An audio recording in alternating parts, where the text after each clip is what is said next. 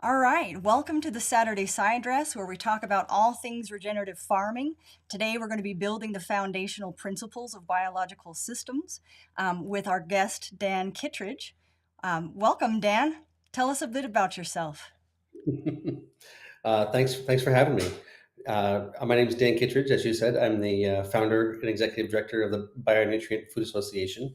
We're an educational nonprofit focusing on increasing quality in the food supply, and by that we mean flavor, aroma, nutritive value. Our objective is to create a reality where the ambient level of food next year is higher for everyone than it is this year, and continue doing that. So. I've got a long backstory in the community, growing up on an organic farm, and um, being a farmer myself, teaching a lot of courses, doing some research, but looking forward to getting into the conversation with you guys.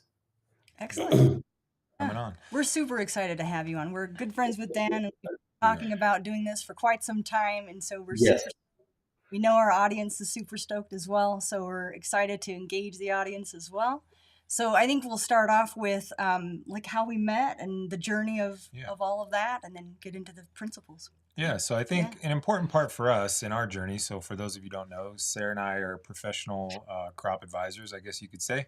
And we've worked with anything from famous botanical gardens to golf courses to city parks and rec to large scale agriculture to some of the largest cannabis farms on the planet. And we provide data and analytics. And in that journey, we found Dan at a workshop at a small market garden, I believe it was. And Yep. what year was that? That was 2017, pivotal. 2017. Yeah. Yep. It was the like what February, It was pretty 2017. Yep. chill. That. Yeah. Yep. I think it was Yeah. 50 degrees out, and we were in Southern California. And I had my short sleeves on. I'm like, it's 50. It's February. It's, oh my god. It's like spring's here. And all you Californians had your winter coats on, and you were shivering. And I'm like, I'm like, guys, it's warm out. You're like, no, it's not. Yeah. For a Southern Californian from the desert region, that was funny contrast for me. But um, what Yeah. was important to me on that journey is, by that point we had already found Dr. Bingham. We had worked through her foundational courses. I think we were even mentors at that time, weren't we? Yeah. Yeah. Yeah. So we had maxed out basically the learning journey of the soul food web. But Well, I mean, you're always learning, but well, fair enough. yeah. Yeah, I mean, you know you're what I'm just saying though. always teaching me We something. we Yeah. completed all the course check material, Of course. Yeah. but we had learned a whole lot at your presentation of where we needed to go from there, and Right. what we wanted to provide for our viewers and listeners of this channel and show is all those other things that they probably should inform themselves on, from mineral chemistry and whatnot. And so I honestly recently learned from one of your other interviews that, did you work directly with Dr. Arden Anderson, and who are these other, giants from the prior eras? Like These who have elders. these Yeah. elders, so to speak, what is Yeah. your journey on that? Great. Well, I think I said at the beginning, I grew up on an organic farm, and in fact, my parents for 30 years ran an organic farming organization here in New England called NOFA. So I certainly grew up in the sustainable ag, alternative ag movement. Before organic meant anything to anyone, I was an organic farmer. And it was when I got married and had developed no other skill sets sufficient to pay the bills that I said, well, I have to figure out how to do a better job farming because I wasn't able to make a living farming because I had a lot of pest pressure and disease pressure and failure to thrive. And that was when I found the Acres USA community and was totally blown away by the integrated wisdom that Charles Walters had sort of curated for. This was 06, 07, so this was like 35 years at that point in time. And Yeah, so certainly, I mean, my first extended seminar was with Arden Anderson at the Acres pre-conference. I did a consultant training course with Gary Zimmer. I did some presentations with Dan Scow and Wow. conversations with Bruce Tainio, and worked a lot with Jerry Brunetti. Um, yeah, I mean that's when I found Acres, I'm like, oh, somebody's already put it all together. They've integrated the organic paradigm and the permaculture and the biodynamic and the agroecology and the soil food web and the conventional and the IPM and quantum, and all that stuff was all like safe space because we're dealing with life. Right. They call it, biological ag and acres. They don't call it organic. They don't call it regenerative. They call it biological, which is, Right. I think, what we're talking about, which is life. Yep. It's Yep. it's life. It's not sequestering carbon or not using chemicals or using polycultures or, spraying things from cow horns. It's life, and all these things are relevant insight, can provide relevant insight. But just because you have a microscope does not mean you have healthy soil.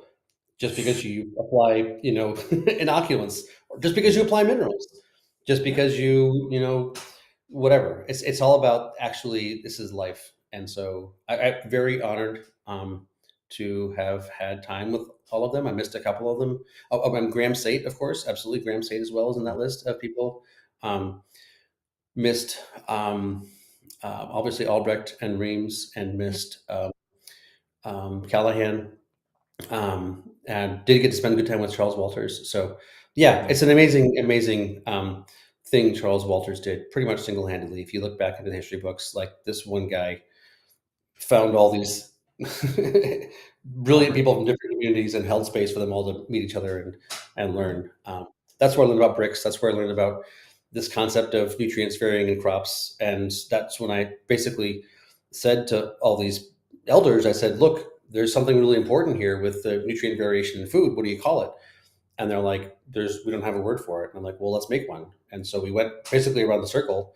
I was asking Gary and asking Jerry and asking Bruce, and that's when we came up with the word nutrient density to talk about this whole conversation. And I actually, one year at the conference, made a manifesto. I wrote a manifesto and had a sign on, and I said, I want to start an organization, an educational organization, focusing on this thing, this bricks, this nutrition thing, because I don't see any organization anywhere on the planet Yep. focusing on nutrition. I see organic and I see permaculture.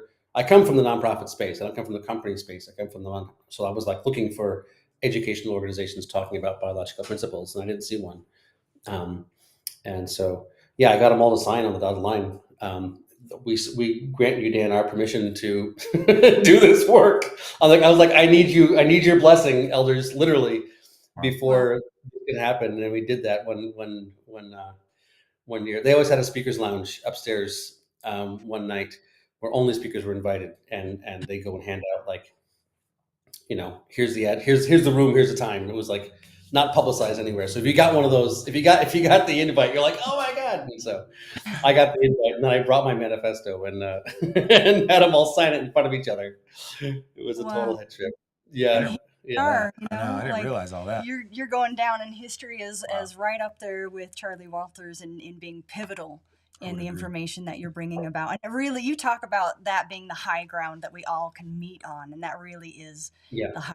And being from a nursing background, that's why I am doing this as well. So it's near and dear to my heart, and I just don't. I mean, I just can't express how much respect and admiration I have for that Hmm. goals that we can all, rally around. So that's awesome. Thank you so much for that. Yeah. Because Yeah, I mean, well, I mean, we have to find a thing that where we can all say yes to the same thing, as opposed to like we're fighting. Regenerative, they're like, can you use glyphosate or not? Can you blah blah blah? Like, organic, is it soil or no soil? It's like there's always these bifurcations, and like the question is, for me, strategically, where is the high ground around which everybody can coalesce? Like, Right. who's against food being more nutritious? Yeah. right. Like most people think, whether they're conventional farmers or permaculturalists or organic people, they all would agree that they want food to be more nutritious. So let's focus on what we want, and let's Yeah. figure out And ways. like, yeah. And what you point out is that when you were in the organic movement, you saw that at a young age go from not even in the collective consciousness to definitely in the collective consciousness to being the government coming in and then suddenly being perverted into something that really kind of is meaningless. And now we've got like hydroponics involved and all this other stuff. And so I think that what you're doing is ensuring that we have that high ground that can't really be perverted in any way, and Hmm. that is can't be usurped. That's the So strategy behind nutrient density, is to build an empirical framework, where we can say, for beef or for chicken or for rice or for wheat or potatoes or cucumbers, 1 to 100. This carrot is 2 out of 100. This carrot's 46 out of 100. This carrot's 83. If we can honestly have that assessment framework, then we're going to find that a lot of the stuff that's local in your grocery in your local in your farmer's market is not particularly good, and Right. some stuff in the grocery store is, because there's good farmers everywhere and bad farmers everywhere. And just because somebody's your neighbor or doesn't use chemicals does not mean their soil's healthy, right? It's a much more complex conversation, and yeah, and that's the basic idea is if we can come to that understanding about 1 to 100, so you can actually just know there's 3 bags of carrots on the shelf. One's 20 out of 100. One's 40. One's 80. Take that along with the name brand and the price and make your own decision. And our thought is if we can help people choose what's better for them, if not that they have to, but they can, then that'll really revolutionize everything. Yeah. Um, Well, and yeah, beyond that, we're part of the process. exactly, Yeah, exactly. And to your point on all of that is, if people don't know, you're gathering a bunch of information specifically about soil management and cultivation practices, and marrying that with the nutritional density. And so that allows all of us doing this work in the field to go to basically remove the emotional bias from it and the investment in it, and move it to a data point and go, okay, well, yeah, is what I think putting together these things, mashing together these principles, does that actually lead to nutrient density? And then that is that high ground, and it just sets that marker, that stake in the ground, and I love that. So yeah. yeah. Yeah, and we can all learn, and all the different, ecosystems, the cultures, the streams. The permaculturalists have a ton to offer, right? I Yeah. mean, all these different communities each have. I'm not picking on permaculture because they're special. Like biodynamics has wisdom and everything else. Like conventional ag has a lot of really practical wisdom that a lot of the organic farmers don't know about. Right. But if we can tease out what are the things that correlate most well with overall better results, and that's open source, and that's freely available for everybody globally to have access to, then we're going to be able to support powerfully positive transition in farm viability for smallholders globally of all growers of all scales, but really reversing climate change. You know, rebalancing the ecosystem is totally at our fingertips if we just start working with life a little more well. And if you do that because you're making more money per pound for your carrots because they're more nutritious, and by the way, you're improving the environment, then sounds like a win-win-win to me, except for people selling chemicals to farmers or chemicals to patients. Everybody else is going to benefit here. Yeah. So Yeah. yeah, Much more in Yeah. aligned with how nature would have us do it. Yeah. Okay, well, do we want to get into relationships of biological systems now and principles, or do you want Yeah. to? Yeah. I think I would be interested in, because, you know, people tend to land on an island of information first and explore that island a little bit. Some people stay there, some people move on. The thing that's similar about the three of us is that we never stopped that journey mhm. of trying to learn everything possible that we can. And we obviously can't possibly cover it in a 1 hour or 2 hour show, but what was that first thing you landed on? Was it Ream's work? Was it Albrecht's work? Where do you remember what that journey was like? Because I was listening to one of your other episodes or interviews, and you talked about how, yes, you were this organic farmer and part of this movement, but had a realization point that maybe your crops weren't all that healthy, and then started this process of, well, how do I make them more healthy? Like, Yeah. what were those first steps in your education journey before you became, I would say, extremely essential and influential in this modern movement, honestly? So I don't know. Well, I'm not going to comment on that. Yeah. We may be getting to have one. It's starting to feel like there's actually momentum sufficient to call it a movement. Uh, Um, it's pretty nascent, but it is coming along. So as far as, I mean, there's like the visceral learnings of my own practical experience, but then there's the sort of the wisdom and elders and sort of mm, frameworks. Um, and I remember when I first went to Acres, it was clear there were two camps. There was the Reams people and there was the Albrecht people. right. And the Reams people were more about harmonics and vibration and physics, and the Albrecht people are more about chemistry and minerals and things like that. And you know, I miss, maybe I kind of felt like I had to choose one crowd, but I think I was generally more felt like excited by the Reams community, the energetics, the harmonics, the spin and the counter spin and the Millhouse units and Reams being a clairvoyant and everything else. And, having you created the use of the refractometer for agriculture. I mean, he's the guy, right? If anybody ever does bricks, like it's Reams who's why you do bricks. And if Mhm. Wow. anybody's ever tested conductivity, it's Reams who brought conductivity to the conversation. Like, Oh, um, wow. absolute. And he was doing human health at the same time. He was reversing cancer as well as helping farmers produce, high test weight grain and everything else. Mhm. Yeah. So that was all very, very inspiring to me. But then the Albrecht stuff was like damn solid, hardcore, university, serious, peer reviewed, Hmm. like land grant, legit Right. science. And I'm like, God, this is amazing. And he was able to, his whole story was really, I mean, so, I mean, I was kind of a sieve, not a sieve is a sieve. I was a sponge, not a sieve. Yeah. Now a sieve. No, I was definitely a sponge, and I had studied enough earlier in my life of physics and chemistry and you know evolutionary biology and whatever to like organic chemistry to sort of be able to speak intelligently about or to understand these more nuanced conversations. So yeah, um, I don't know, what did I do first. I think the first thing I did that really blew my mind was get some rock dust. Went Hmm. to a local quarry that was they're making granite countertops up in here in the Berkshires, and they had a byproduct which is this like I don't know wet sort of pasty. It's granite dust. When it dries out, it's powder, but it's like I just took a bunch of old feed bags in the back of the pickup truck and drove up there and got a shovel and shoveled it, this wet, muddy muck into the feed bags and went out and spread it um, on a field where we'd harvested the garlic and we're about to put in the fall brassicas. And that, whatever it was a month later, looking out the porch window at the brassica patch, and it was just like a level of sheen, Yeah. vibration of like light, of just like, when broccoli's looking good, it's got that almost iridescent sheen. This was Yes. just like, it was vibrant. It was like, Mm. what the hell's going on in the brassica patch? Like, oh, that's right. That's where we put the rock dust. And it was Wow. just granite. It was nothing fancy. It was no soil testing. Wasn't basalt. It wasn't paramagnetic. It was just some rock dust, some basic rock dust. So, Wow. um, yeah, I mean, that tons of stories of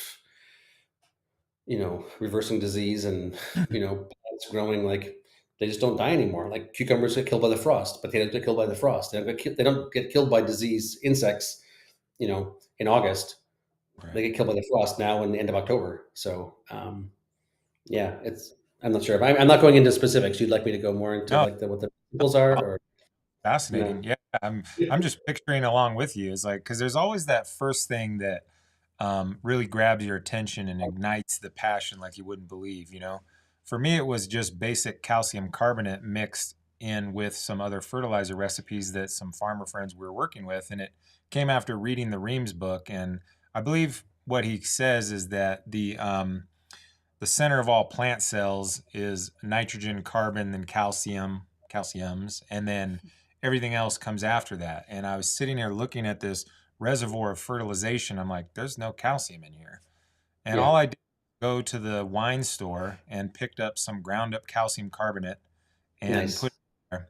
And that crop of plant starts took off to a ridiculous degree. And oh my Lord, was it on from that point? Like it was, Like, what? Wait a I was minute.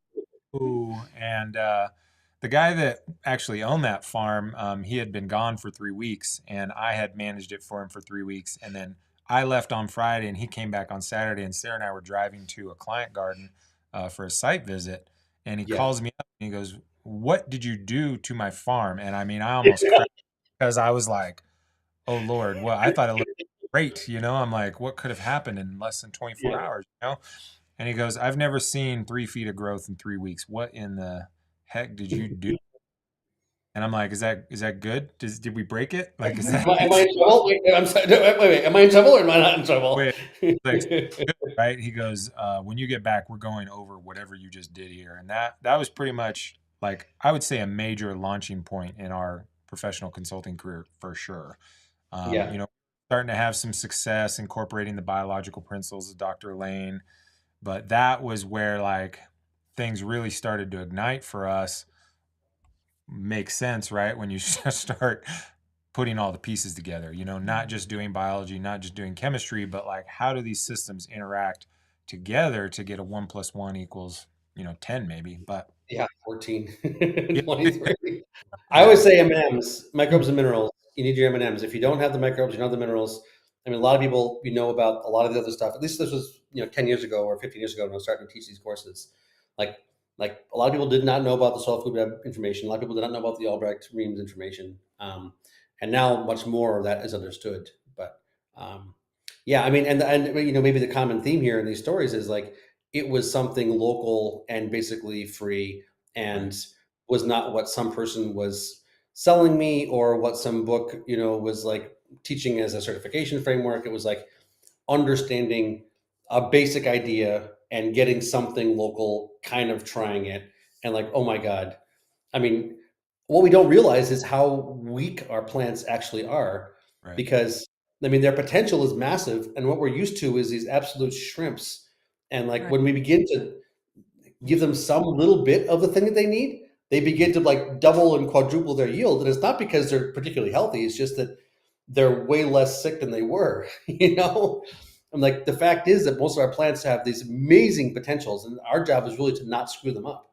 Um, and then you got to have, the gut flora, the colostrum at birth. You need to have the early childhood development. Need to have all these environmental conditions set for the plant because it's a living organism throughout its life. And think about its mother's health and its, all that kind of stuff.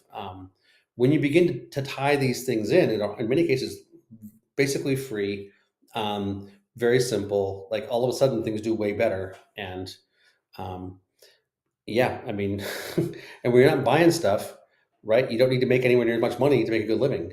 In fact, you're the ability to have a viable economic operation becomes entirely plausible when you're working like indigenous cultures did for millennia on all continents, right, right? Humans have known how to manage entire continent scale ecosystems with no beast of burden, with no plow, with no fertilizer, and have fecundity, right? And be working 2 hours a day. Like that's the model of humanity for thousands and thousands of years, right. planet wide. And like, okay, great, we got science and technology, but let's get back to that. Let's start with like working well with nature because when we do that, it produces basically everything we need. And then we don't have to work all the time. And then we can talk about music and community and naps and And spiritual that, pursuits and things like that. Coherent cultures, Anyway, yeah. Yeah. all that, I want all that. Yeah. I'm still happy to work, but I'm with you on. There's no need for all this beast of burden nonsense. Like we can just, farm, provide healthy food for each other, and like you said in another interview, go swimming with your kids in the summer. you know, like It's hot out. What do you want to do? Out in the field in the beating down sun? Or, swim with the kids? What do you want to do?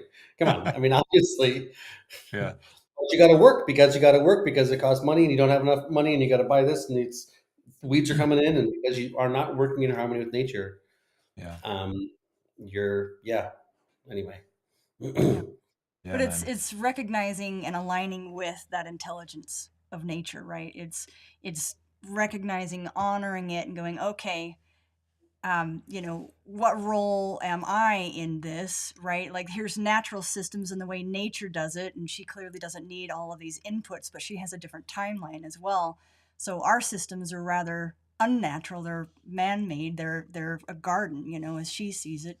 It's gardens, and those are man-made, and we're trying to sculpt with her, and we need to think of it as sculpting with her and honoring that intelligence, that the reason why we have DNA and that all that coding and everything is the intelligence that that manifests in this realm. So I love that about everything that you say. And one of the things that I loved about the first time I saw you in the workshop is that it was the first time I'd heard anybody couch the microbiome in terms of human health with the colostrum and the from the time that they're a baby, completely coated with that and all of that stuff. So merging those two metaphor, those worlds, because microbes inhabit everything. We like to put them in buckets and segregate and think we're not covered with them, but we are, at every level. So yeah, I love that about it. Yeah, I mean, I think, and that's one of the foundational pieces of the conversation, that if you don't understand it, you're not going to get it. Right. Like you're not going to get the rest of the conversation if you don't understand this foundational point. And that is that microbes evolved us and they evolved plants. I had the, particular honor, privilege, whatever. Just there's a woman named Lynn Margulis, who was a co-founder of this Gaia hypothesis, which people may have heard about from the 70s, which basically proposed that the Earth functions like a living, self-regulating system, and this is the Gaia thesis. And she was an evolutionary biologist, and I actually got to study evolutionary biology with her at my university. Wow. Once I took 637 something or whatever it was, evolutionary biology. But like, if you look back into history, 400 and whatever it was, 25 million years ago, there were no plants on land. It was just this sort of microbial soup in the ocean. And I'm not sure, there were some animal organisms in the ocean, but the land had not been colonized, basically. And the microbes functionally evolved plants. I mean, they said, we need someone to make sugar for us. They had the phytoplankton in the ocean, but they're like, we want to move into this ecosystem and be able to, access these nutrients that are here, that we're deficient in iron in the ocean, where we can't continue to spread and evolve and grow. So they like, how do we facilitate our moving onto the land? And they needed someone to feed them, and they basically evolved plants to have green leaves to make sugar to feed them. And microbes have evolved animals functionally to reproduce them and transport them around and distribute them across the ecosystem. I mean, we're basically a big microbial fermentation vat. I think something north of 90% of our cells in our body are not human, right? They're bacteria and microbes of various sorts. Like, if 90% of the cells in your body are not human, then all these identity conversations about, am I man, am I woman, am I red or orange or purple or Democrat or Republican or whatever, like, are you a human, might be a good place to start the conversation, because I would argue that we're actually symbiotic ecosystems. And it's only when your gut flora is happy that you're healthy, physiologically healthy, psychologically healthy, emotionally healthy. Like, these things only happen when your microbial ecosystem is balanced and symbiotic. It's exactly the same for plants. If you understand that about humans and about animals, you understand that's the way that, like, we are evolved to live. Like, we're just really here to carry out their objective. They evolved us. And like, the sooner you get okay with that, like, when your gut is healthy, you will be healthy and happy. Like, then the more you begin to make management decisions about what you ingest and how you treat yourself accordingly, the more you will be healthy. It's exactly the same with plants. Like, microbes evolved them to feed them. The vast majority of the cells in plants are not plant cell, they're microbial cell. They're in the cells, right? In the plant, not just on the outside. We talk about them being on the outside. No, they're absolutely inside.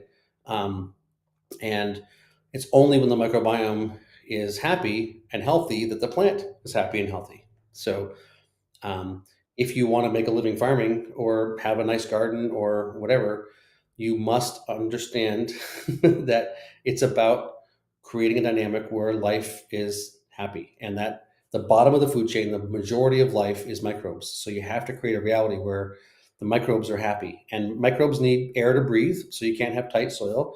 They need water to drink, so you can't have dry soil. They need food to eat, so you can't have bare soil. They need minerals to build their bodies out of. So sometimes you do need to amend with minerals. Like, that's, get some, like, the continents are made out of rock and the oceans are made out of seawater. And between seawater and rock, we have all the minerals we need to remineralize the landscape. And we need microbes. So there's where your inoculants and your compost teas and things come in. But in my experience, if you have basically air and water and minerals and food and microbes, just get out of the way. Like nature takes care of it and does most of the work. She's already set up that system. Our job, I think, according to Native Americans, is caretaker. The role of the human animal in the ecosystem is caretaker. And so we do have a critical role for thinning out the trees and burning the fires and carrying the seeds and having the ceremonies and understanding the lay of the land and the energy points and some of the other spiritual sort of role of grounding consciousness. I think according to Indigenous communities, those are our roles. So I don't think it's unnatural for us to be gardening the landscape, to be actively, proactively managing. I think that's what we're supposed to be doing. I think we belong in nature. There's a lot of people and sort of not people, but there's sort of a general thought out there in some communities that nature without humans is what we need to be reserving a large part of the planet for. And I would say that nature intelligently worked with by humans Right. is a way to most maximize the vitality and potential of this planet. Like a thoughtful human presence on every 2 acres or every 5 acres of the planet is going to be your best way to maximize vitality and fecundity and resilience and all that kind of stuff. Getting humans out is not going to be a Right. systemically beneficial thing. It's getting re-indigenized humans in, right? It's like we have Yeah. this thought that we're bad. Like if you're in the colonized mindset where you're extractive, sure, you're negative. Doesn't really matter what color skin you have or what your genitalia is or anything else. Right? If you're the kind of person who's extractive, then yes, you are having a negative impact on the environment. But if you're the kind of person who's in touch with nature and thoughtful and sensitive in those ways, your role as a human is profoundly beneficial to Right. nature. So I call that sort of like the indigenous versus colonized mindset. And I really think it's important to differentiate between like genetic heritage and state of mind. I think it was Reginaldo has the Marroquin said, and not Dakota, we are all indigenous to Earth. We are all indigenous to Earth. We all have cultural traditions that were broken by colonizers. Some of us thousands of years ago, not just hundreds of years ago, who had grandmothers and grandfathers and lineage of wisdom and music and all that kind of stuff. Uh, so I think we all have that capacity, and that's really how we need to be focusing ourselves. Yeah. Um, anyway, there's a little bit of a No, I love it. No, I love solid. it. Good there we framing of go. yeah, Yeah. because I have been thinking they are unnatural systems because we are asking nature to do move faster than she would otherwise in some regards in the way that we do some of our agriculture, and so in that regard it can be unnatural, but when we reframe it like you just said, you know what I mean, where we're working with nature in alignment with her, that's a very healthy um, and hopeful place for us all to be in Mhm. that mindset, so thank you for that. Mhm. Yeah. I think we've got this. I Yeah. mean, people are concerned about climate crisis and blah blah blah blah blah blah blah blah. Like, sure, if we continue the trajectory we're on, okay, yeah, problems certainly,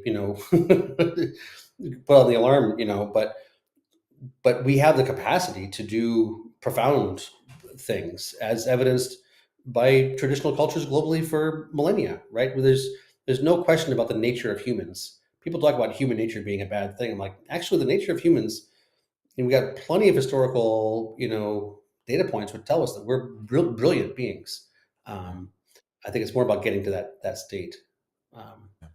yeah, Well, and not responding in the extreme other direction. So, okay, we've clearly done damage to the planet. Removing us from the space isn't really the answer. Just Right. moving back in harmony with it is you broke it, probably, fix it.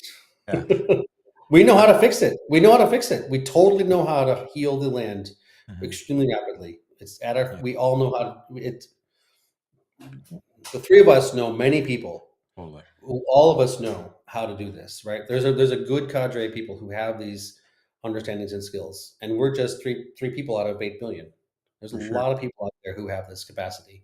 For sure. Um, And I think being overwhelmed by the, on my journey anyways, once you start truly learning it. Like we did biological assessment for some people that were working with the Healthy Soils Initiative in California, and we took some biological assessments of the forests in Southern California and Idlewild. And according to Dr. Elaine's biological minimums chart, it was below half of what a forest needed to be. And now we're, at that point, we're about 15 years into the beetle bug. Uh, Right. Yep. Yep. and I'm like, Yep. oh, it makes sense. You know what I mean? I remember that was a rough year for me because I was like, oh my Lord, here we go. Forests are Like dying. it's like I don't need some scientists to tell me. I took this $320 microscope, this $200 weekend class, and I can quantify where we're at on this uh, climate change, warming, cooling, whatever you want to call it. Like I could easily go outside and measure it and to see how bad it was. But now you fast forward to 2023. Sarah and I have lived together for almost 10 years now. This is the first time we're in the suburbs, right?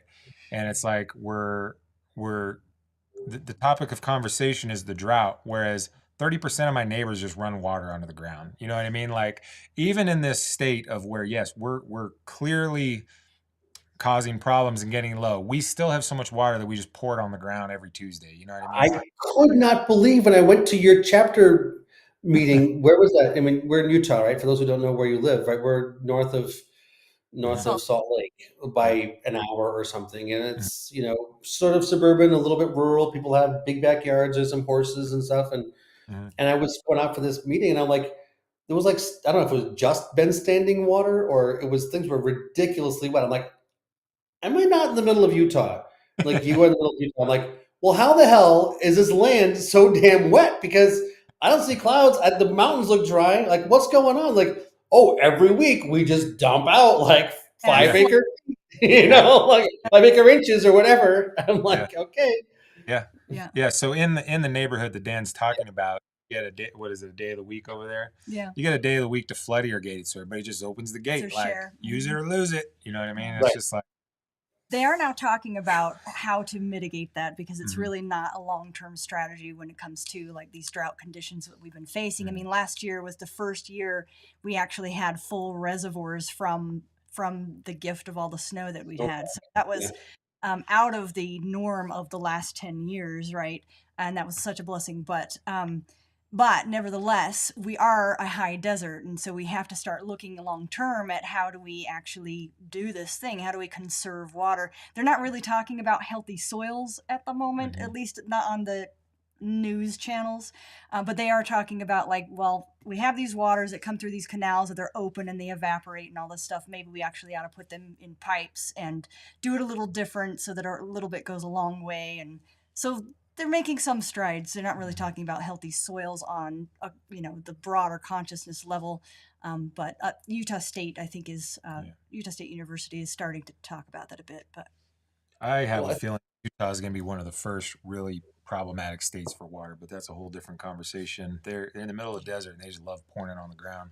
But I think let's talk about what the opportunities with water. I mean, and the desertified areas, because do it. if you look at the American Southwest, when the Spaniards first came through, whatever it was, 1520 or something, um, I mean, it was early with their herds of sheep, and they were just sort of grazing them up, and that's how they found California. They just followed the sheep through these 8 foot tall, just prairies of amazing fodder, these Mhm, perennial, deep rooted grasses that were above their heads. And that was Arizona, New Mexico, Western California. I mean, it was a Mediterranean climate, but there was massive amounts of amazing quality food there. And northern Mexico, all the way up, right? And you know, it's the thing is we get enough rain in a large amount of the world that if we managed it well, we could have the land be green and not brown. And so, I mean, this is, from the permaculture tradition, we've got that sort of, but also obviously indigenous cultures, but this stockpile of water on your land, the swales, the yeoman system and all that kind of stuff. Like if we were to thoughtfully manage our large open lands, public lands, national lands, proactively, um, the rain that falls, by keeping it in the ground and supporting and supposed to running off, right, which is what happens to a lot of it, we get green things to grow, which makes clouds, which makes more rain, which changes the climate, right? We change the climate positively from these heat dome, you know, uh, desert dynamics by making the land green and having that make clouds and cool, right? It's not by reversing the amount of CO2 in the atmosphere. That will take some time. The way we reverse the heating effect of the climate imbalance is with the water cycle, and that's extremely simple and at our fingertips, and is being done in Rajasthan and North India.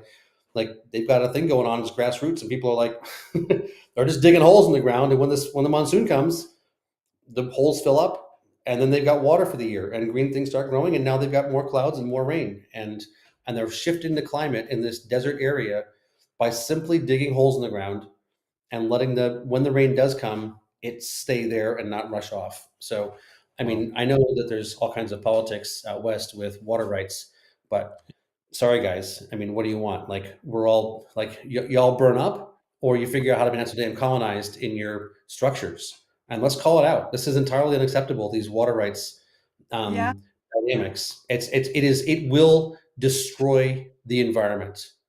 Like, clearly. that has to be reformed. It is not in line with nature. Hmm. So, Yeah. We um, sat on a we sat on a presentation last year at the Food and Farm Conference down in Cedar City, and there was a panel with a few farmers talking about the water issues, and they were talking about how they're only getting like 16% of their annual water. It's like, well, we've done a lot of conversions from conventional agriculture to living soil systems, and generally speaking, the living soil system uses 1/5 to 1/7 the yeah, water that the previous strategy was using. So it's like, okay, well, your 16% is my 104% or whatever that would be. Yeah. And exactly. I'm Yeah, not complaining with 16%. Like, what do we got to do here? It's just, which is awesome. Which is what's happening. Is that if you're not working with nature, you yeah, die, and if you exactly. are working with nature, you flourish. And that's Yeah. what it's coming down to. That's Agree. the only way out, is to start working with nature, and everybody's finding it. Right? It's just getting harder and harder and harder if you're not working with nature.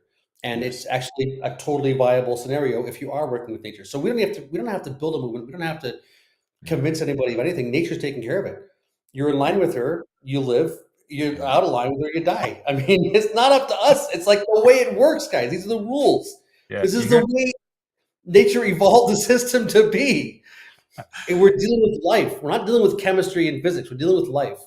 Yeah. And You, it's so simple once you understand it. Sorry, what do you no, say? I'm just hear that, guys. You either work with nature, or you're gonna die. Plain and simple. Here we go. 2024 coming at you. I mean, it's no. It I feel. is I'm it's the dude. law. I Law. people I'm sure in Universal. my private circle get annoyed, but I say some things like that. It's like, I realized something was radically wrong around 2013. I feel like the average American started noticing the weather was weird in 2019. I think a lot of people really got their eyes open through the 2020 situation where in a matter of weeks waterways were clearing up, air was clearing up, and I think I Animals are like coming yeah, it's back. like got dolphins in Bobcats walking down Main Street. yeah, and it's like, wow, that actually didn't take that much. You know what I mean? Like that was the kind of the gift of this thing we've all just gone through here is that we saw that just like 2 weeks of shutting down our nonsense brought the dolphins back in the channel and the air was clear and like, oh, it actually doesn't take that much, which I'll have to say I'm thankful for because I'll be honest, I've been overwhelmed by it for a while because I mean, I grew up in a small agricultural town for half my childhood, and like I saw kind of the end of the farm crisis and saw the farm change. And my uncle was a produce broker, so we were constantly having conversations with farmers. The kids we grew up with were the farmers' kids. Probably only 20% of them got sent off to like Cal Poly to learn ag. The rest of them got sent to go do something else, right? And so I've kind of seen this like weird, intimate decline view, I guess you could say. And like the conversation we were talking about before the show is the oranges I got in the mail from California are atrocious. And it's like, man, all we got to do is put a little trace mineral on there. You know what I mean? Like Like it's not that hard, man. It's not the boogeyman. It's just, I've It's seen. really, really simple. I mean, Yeah. stop, get your heel off the throat of nature. Right. Stop doing the destructive things for starters. Hmm. Like, stop abusing, right? Yeah. And then, like, a little, okay, so a ripper if there's low on air, Hmm. or some rock dust if it's low on minerals, or some inoculants if it's low on microbes, or, you know, God forbid, some cover crops if it's low on, food. Like, Hmm. it's really not hard at all to identify what nature needs. Like, okay, it's not enough air. Fix that, and then things will work better. Not Yeah. enough organic matter. It really is remarkably simple and inexpensive, and we can turn things around really fast. That's the thing people don't really understand. Like, Yeah. it is entirely possible to do a much better job very rapidly, and make more money doing it. Yeah. Yeah. Right? I mean, it's not like it's like a you have to sacrifice to do this. It's a totally economically viable strategy. Well, and I guess to be fair is, we have a lot of conversations with farmers. We're pretty in tune with some of their emotions and how they feel. And to be fair, a lot of these farmers have taken steps and those didn't pan out. Sometimes it's snake oil, sometimes it's some sort of industry byproduct that you're sold as the new latest and greatest. It doesn't work. And what I've observed is a lot of the farmers then are afraid to make any moves because other ones have been costly. We've all three of us have all seen stories of farmers going out of business through some sort of process, procedural input change. And so they're understandably, especially right now, it seems in our primary industry is in cannabis. A lot of people are freezing themselves out of business because now is the time to act and move. And a lot of them are too afraid to move for fear of falling off the cliff or what have you. And we're starting to get some good comments in the chat, a whole bunch of compliments. And we just got one while you were doing that last little bit that I love Dan's bluntness, which is pretty classic.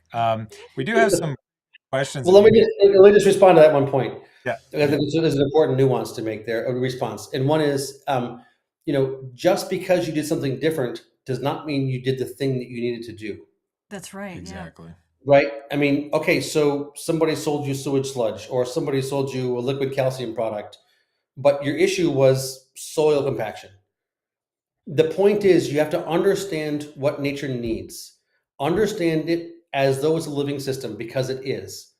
Understand what the major limiting factors are, and until you understand that, don't do shit. Pardon my French. And when somebody's trying to sell you something, be extremely suspicious, Mhm. because they're trying to sell you something, right? I mean, you have to question the intention of who you're engaging with, and not be so damn trusting. Oh, this person's got a, well, they look nice and they got a nice truck, and you know, um, it it's you do have to make the intelligent decision. It's not just doing something different. It's about the considered, thoughtful, actual, limiting factor being addressed. And so that's usually the issue. Arden always said from the very beginning, the biggest block is between the ears. Yes. Yes. The Yeah. biggest block is between the ears, right? It's your own damn inability to understand how nature works that's causing you to continue to do these destructive things. And Yeah. so, just because you change an action does not mean you're doing the right action. Yeah. That's my critique of a lot of the regenerative Right. conversation. Is like, okay, I get the grand idea, but like, practically, what are the results of your sort of thesis? Like, Right. anyway, it's a whole other conversation. Yeah. We'll No. go to you On that today, but note, so practically speaking, what are the things that you do to like know whether or not you need to add more microbes or do something microbially or minerally or something? How do you, in practice, assess what's going on? I know you do it a lot of intuitively, but you probably used maybe soil balancing and the math of things to help you recalibrate that. We talk about that a lot, is using Yeah. the yeah. microscope and calibrate. What do you do functionally? Well, I think I'm not sure now's the time for a full digression on the topic, because I can take Oh, easily an hour to do that. But in short, um, if you understand that minerals are a part of the conversation, which when I started talking about the stuff in 2007, 2008, nobody was talking about minerals in the world I lived in. It was a Right. totally not a conversation. Um, I recommend the use of the Albrecht system at this point in time, because it's quite simple, and categorically um, proven in the Western scientific literature framework. And quite people generally get very good responses with the Albrecht system. It may not be the most nuanced or subtle, or it's more like physical plane, and it oftentimes costs hundreds of dollars per acre. But like from a practical standpoint, that's a really good foundation on the minerals. There's a whole other conversation there Right. with things like air. I mean, a penetrometer is a really good tool. Like use a penetrometer and see where you've got subsoil compaction if you do, and then work to address it with whether deep-rooted cover crops or rippers or whatever. You must maintain aeration in the soil, and you need to figure out if lack of air is an issue, and a penetrometer is a good way to do that. I say use your hand, but down 12 inches, it's oftentimes hard to get your hand.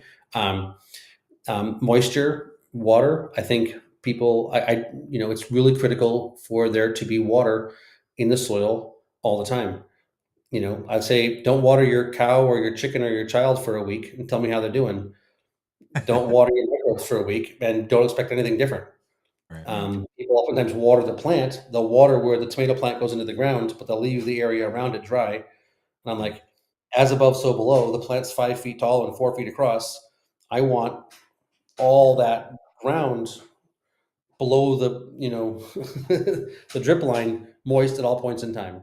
I don't particularly care how you do that. I think there's all kinds of subtle ways of doing it, but inoculation, I would say in general, unless you know where your seed came from, and you knew that it had healthy mothers plants that had good core microbiomes, inoculate seed. Period. Full stop. End of conversation. Before you do anything else, spend money on anything else, do that one thing.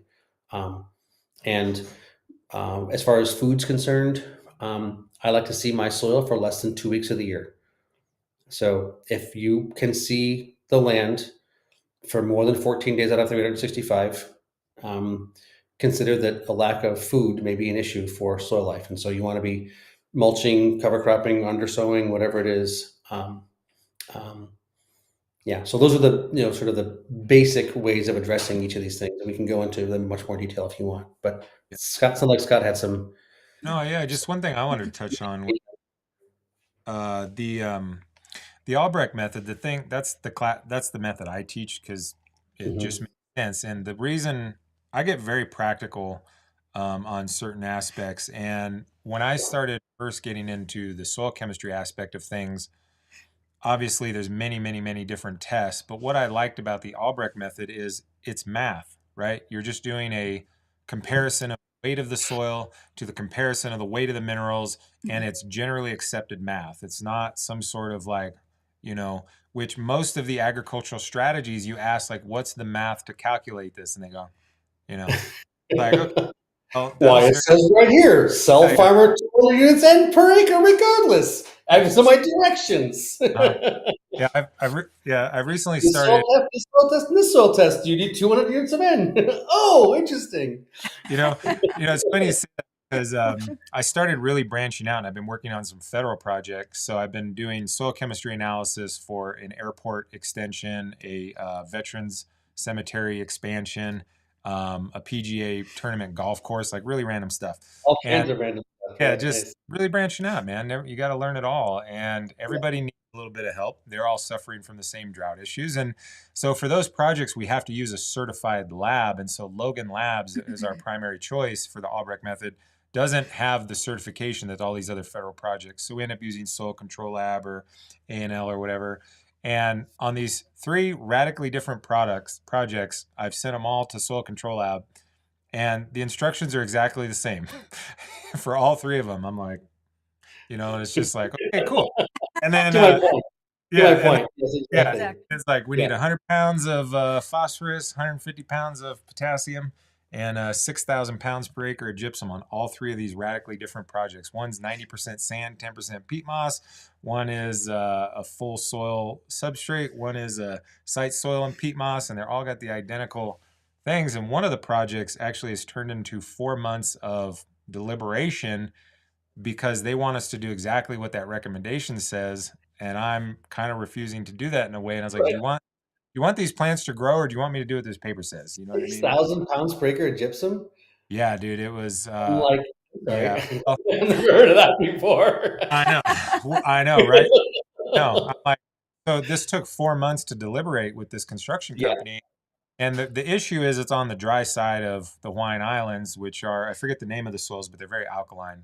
So having this conversation about this federal project that needs to fit between 6 and 7 pH, and we're on the dry side of the island. Ultimately, what changed their mind was I made a presentation on soil types, and I guess I spoke in a conversation that they could understand. And finally, Yeah. they're like, "Oh, that makes a lot of sense." I'm like, "Do you want these plants to grow when this project is done, or do you want me to do this recommendation that's on the paper?" And that's a whole digression there. But the important part about the Albrecht method is it's just math, man. It's like grams compared to kilograms, and if you're capable of doing some calculations, you can do this all yourself. And putting And the empowerment into the farmer's hands, like it's not like this protected club or nothing. It's, well, it kind of is its own, but anyways, that's never another conversation. But multiply 2 times 1 and equal 2.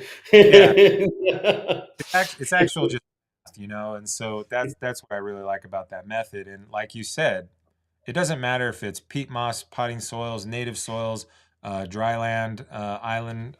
It doesn't matter where we're at in the world. When we go to the general guidelines of the Albrecht method, wouldn't you know, it Yeah. works on all crops in all contexts. There's slight nuance. Remarkably well. Yeah, Remarkably well. And it's not perfection. And no, anybody who thinks that because they can do the math means they figured it all out is mhm, stuck in their head and never will figure anything out. right, But it is really nice to be able to teach that piece and say, look, guys, it's not mhm, hard. yeah. Yeah. So we ppm got times a PPA. That's it. That's the secret recipe. That's what, all an agronomist needs. Yeah. what's the secret? Sorry, I spoke over you. What was that? ppm times 2 equals PPA. Exactly, Yeah. That's exactly. it. That's it. Once you understand that, you're like, okay, so I can read any soil test. Yes, that's all you need to know. Is Yeah, the only secret algorithm. Yeah. yeah. And that math works out because what they're talking about is a 6-inch slice of the acre, which Right, they assume 2 million pounds, and so it right. takes 2 in 2 million to make one, right? So, we got some good questions here. So, for those of you that don't know out there, Dan is, main leader. What would you say your title is of Bionutrient? Founder, I Director, guess. founder. Founder, director of Like, Bionutrient. yeah, formally, yeah. Yeah. But you were behind the development of a device that leads Yeah, to the analytics of nutrient density. And one of the questions from Noah, who's actually one of our students, wants to know, what role can trees play in the pursuit of nutrient dense food? And I would think that that's a question in regards to maybe the polyculture within his farm, because Noah's doing, he's got some polyculture going on in the backyard. So, how do we incorporate trees into accelerating our ecosystem into better health? I guess you could say, right? Lending itself to nutrient yeah. I density. Yeah. think there may be a misunderstanding of what nutrient density means Mhm. based on that question, or perhaps he's referring to the definition from the food science world as opposed to from the food movement world.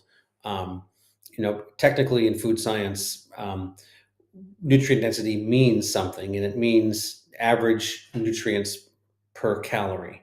So all broccoli is considered to be uniform, all rice is considered to be uniform, all potatoes are considered to be uniform. And the one that has more nutrients per calorie, in this case, would be the broccoli, more than the rice or the potatoes, because rice and potatoes have more calories and less, copper and zinc and calcium, right? Because leafy plants don't have a lot of calories in them, and starches do. So broccoli is considered to be more nutrient dense than rice, or um, that's the conventional mindset. So if the Mhm. question is having to do with almonds versus Right. sweet corn, I'm not sure I can speak to that. The way we're using the term nutrient density is these almonds versus those almonds, this corn versus this corn. This corn has more nutrients in it per pound or whatever. This has less. These are more complex, more beneficial. These are more simple and less beneficial. So I would say it's, there's certainly a really good job can be done with trees and a Mhm. really bad job can be done with trees, Right. just like with vegetables, just like with herbs, just like with everything else. But in general, it seems like polycultures are nature's preferred mode of doing things. So I would argue for mixed ecosystems as opposed to big monocultures. If you want to be producing high quality food, you can certainly do a very good job in a monoculture compared to how things are being done. You could do a really good job in a monoculture, right? Mhm. If you dial in the management in a monoculture, you can produce crops of quite a high caliber. And right now, everything is quite poor. So Right. it's not that monocultures are a strategy we should throw out with the bathwater. Right. That's the way things are done right now. Let's just do it much more well. Um, Right. Yeah, and yeah. so no, jumping on with another comment to clarify, he says in the context of permaculture and agroforestry, incorporating trees into the farm planning. So yeah, it sounds like polyculture, agriculture. What was that guy down in? Is he in Brazil or? Hmm. I don't There's remember his name though. yeah, Centropic egg, yeah, Yes. yeah, yeah, Hmm. yeah, yeah, yeah, yeah. the, That's the German guy. mhm, Yeah, I mean, I hear what he's saying, but this is where it goes down to like somebody is an organic farmer in my town and they're selling at my farmer's market. Therefore, their carrots are more nutritious than the carrots at the grocery store. And that's not a logical conclusion. right. Just because somebody's a nice person, they're your neighbor, they've got kids they're doing a good job with, their kids play with your kids, does not mean their soil is operating at a high level and their carrots are nutritious. And in many cases, people that have these polycultures don't have some things dialed in, like minerals through Albrecht or Mhm, whatever. And so, just because they are growing apples and pears and peaches does not mean that they're producing them at a high nutritional caliber.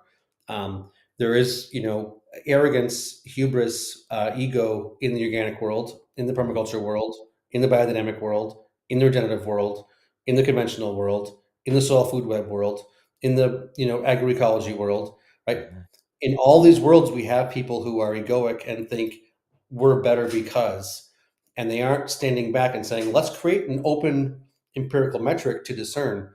I would recommend using a refractometer for the time being on your apples and pears in your polyculture. I don't want to be sort of dismissive to whoever this person is, but I think no, in many cases there is this sort of I mean, I know this because I grew up on an organic farm and we sold at the farmers market where nobody else was organic, and our noses were elevated because we were better people because we were organic. right. And we could not grow peppers to save our lives. And Joel Patisi, this old Italian guy, always grew brilliant peppers. Mhm, And wow, well, that's because he's a chemical farmer. Well, maybe he actually just knew how to love a pepper plant, and we didn't. right. Um, so I think using the empirical metric of right now refractometer or your tongue. Well, your tongue is not empirical, of course, that's subjective. Mhm, Um, right now, the refractometer is the best tool we've got, and I think many of us need a dose of humility in this conversation because we think we're doing a good job, and when we actually get the readings, um, we're not in excellent, and we're probably not in good. Um, there's poor, average, good, and excellent, and most people are at average, and that's between the 25th and 50th percentile. That's not the 80th percentile. Your bricks readings are probably there on most of the crops you're producing. right. So, yeah. Right. Well, Noah's a student of our master class, so I have full confidence he's going to incorporate the Albrecht method of Okay. mineral I'm not chemistry. speaking to him specifically, No, but I'm just speaking to these sort of concepts that I think are for worth sure. worth needing to be said. Yeah, no, Yeah. I get the conversation for sure. Yeah. What I love about your meter and the labs that you're working with and gathering all that data is that you can submit your plant, Mhm. your crop, you can submit your if it's one of the ones you're measuring, and you Yeah. can submit your soil and all that data with it, and there is a way to find out where you stand in all of that. Yes. Mhm. Well, that's the thing we're building right now is a way to figure out where one stands because no one has ever done this before. Right. Yeah. That's the biggest issue is nobody anywhere ever on the entire planet that we can find has tried to say this is an excellent carrot, this is a mediocre carrot, and this is a poor quality carrot from a complete metabolomic perspective, Mhm. Hmm. or beef or rice or milk or wheat or anything else. There is no there is no scale. I like to say before, Celsius invented his scale, I guess maybe Fahrenheit came before Celsius. I'm not quite sure. How about before Richter created his scale? Right. Like There you before go. Richter had created his scale, there was no way of measuring how big that rumble was underneath your feet. Right. Right. And so before, the BFA's coming along, we don't have a bionutrient scale for 1 to 100 for these crops. And so, to your point, that's where we're at. What we're in the middle of, Sarah, is actually trying to answer those questions. And we've been working on beef for this year, in the past year, and we're starting almonds and wheat and probably a few other things next year.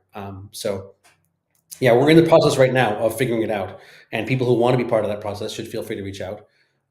We don't have answers. You will be helping us figure out what the answers are. So you can't just send in a sample and say, hey, how good is my stuff? We're like, well, until we have 500 other samples properly digested, we can't say where this sits.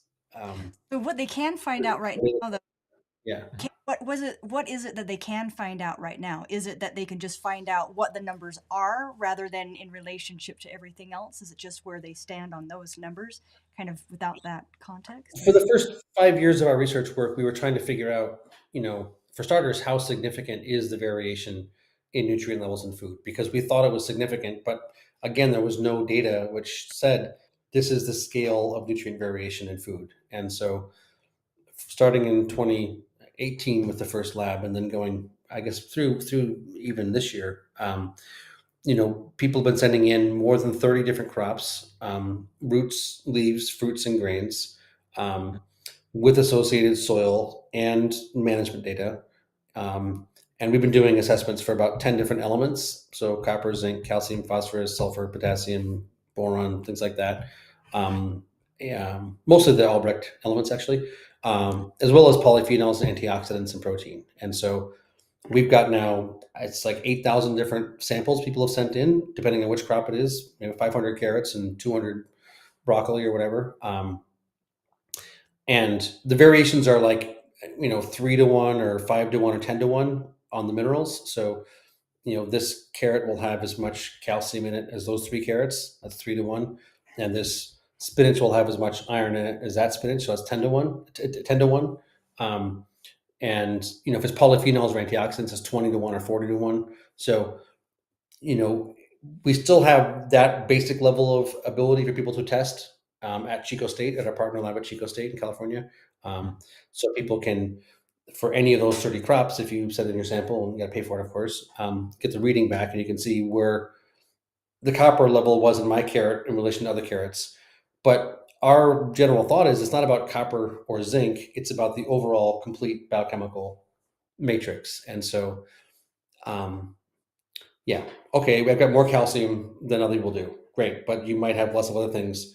So, what is a good carrot? Not how high is my calcium? That's our real question, and it's an it's a it's a complicated question, and it's taking a lot of money to answer. And because we've insisted on doing it openly and transparently, and not offering any control over the data, then we have no investors because there's nothing to invest in. So therein lays our current significant struggle is funding the research upon which we can make these statements and facilitate this broader systemic transformation, hopefully.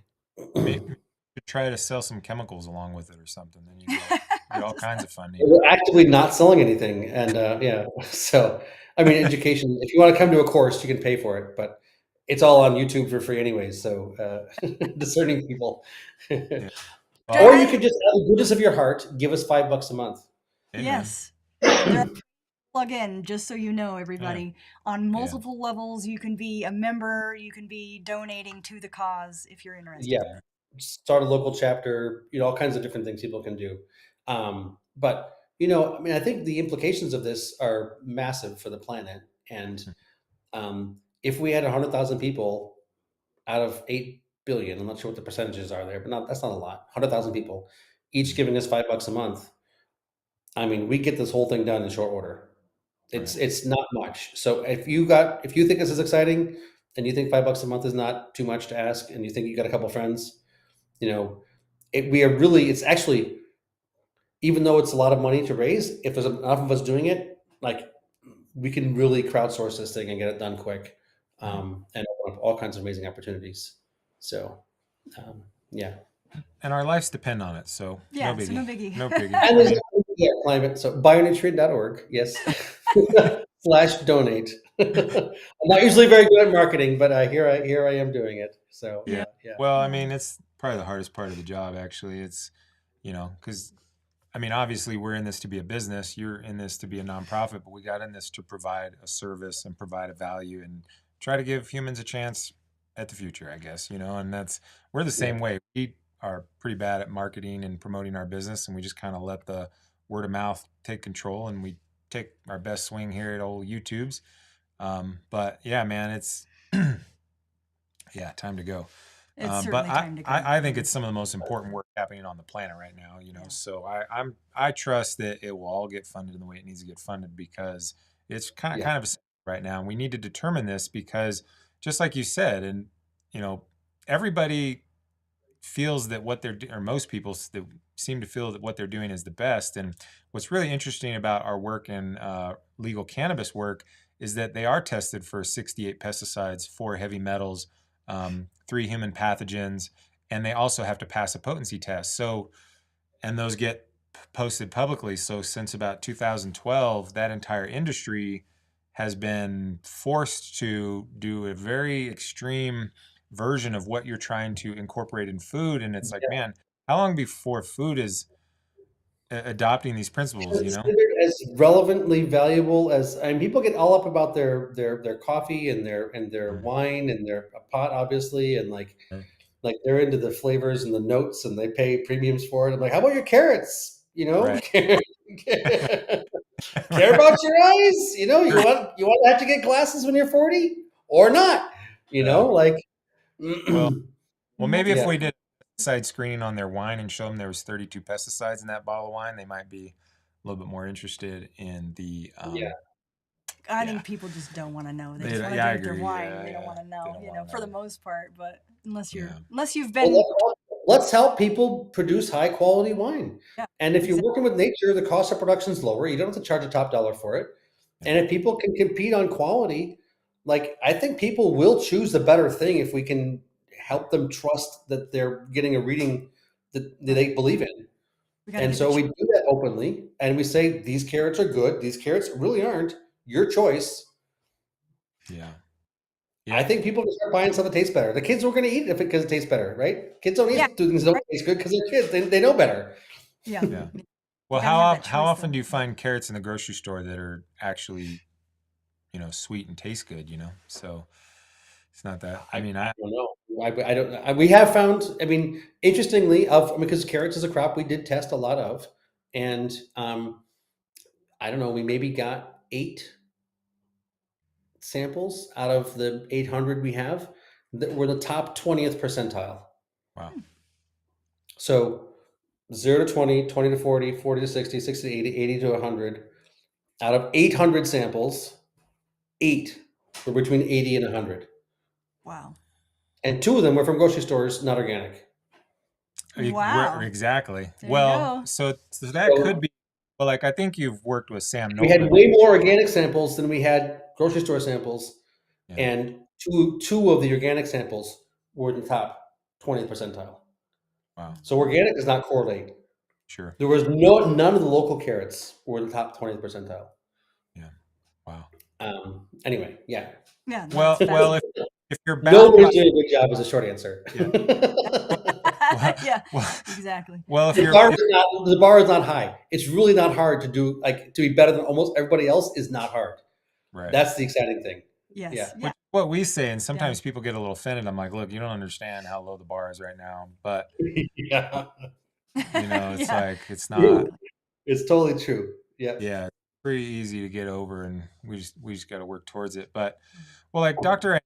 Art Anderson in his some of his recorded lectures talks about working for people like Nestle who don't necessarily care the cultivation practice, so to speak. They're after profitability. Can it be shipped without problems? Does it make it to its destination without a USD inspection and sent back? And farming in his biological style, so a large scale agricultural tools with some mineral balancing. But more importantly, I think based in testing, and like you said earlier, knowing what you're doing and why is going to give you the best value. Just willy nilly picking things and throwing them out there, it's not Right. probably be the best strategy. And that's where we really harp on, which is really interesting in the organic culture, is in a lot of the permaculture, living soil worlds, it's like almost a badge of honor to avoid testing altogether. And that's not Yeah. really, that's a strategy for the dinosaurs, in my opinion. Like, that's not going to make it. And you If gotta, you're really good at speaking to plants, I yeah, mean, if you're a proper whisperer, then I mean, as indigenous cultures were yes, for millennia, then you should not need any of this Western rational scientific, hocus pocus. yeah, But if you're not able to have a deep communication with the land, with the plant, how are you going to know how it's doing? right, Right? Not feeding your child and saying, figure it out.